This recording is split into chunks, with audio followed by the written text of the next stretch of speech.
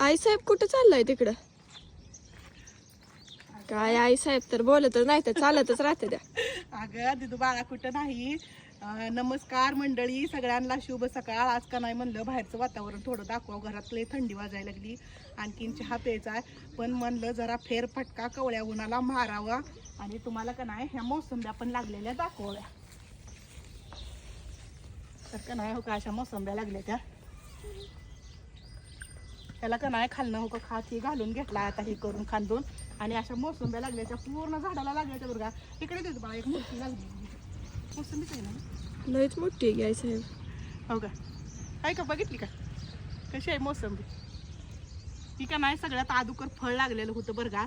लेकरं आल्यावर लेकरांनी तोडली, काय म्हणता पण येत नाही ना लेकरांना, तोडू द्या म्हणलं हाताला, त्यांना पण नवीन वाटतंय ना जरा, मग ती तोडून टाकली लहान लहान. मग ती एकच राहिली तर तेवढी मोठी, आणि ही दुसरी का नाही अशा लिंबा एवढ्या आहेत अशा. तिथं पण एक झाड आहे, तिथं पण एक झाड आहे, तर भरपूर मोसंब्या खायापुरत्या लागते त्या बरं घ्यायला.